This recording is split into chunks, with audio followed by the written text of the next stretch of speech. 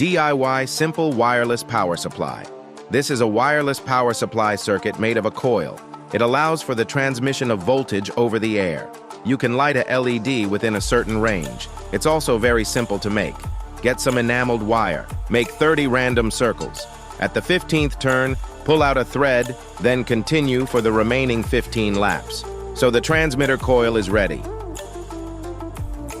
Take an NPN transistor. Connect the collector to one end of the coil to let the transistor drive the coil to transmit. This 1000 ohm resistor is used to drive the transistor and limit the current.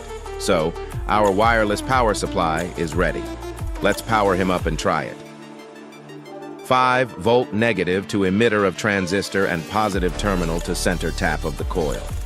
When energized, the coil begins to emit a changing magnetic field. This magnetic field passes through the coil and generates a voltage. You can light up the lamp beads in the air. The higher the input voltage, the greater the sensing distance. This is schematic diagram of wireless power supply. If you are interested, you have to try it. Thanks for watching. Like, comment, share, and subscribe.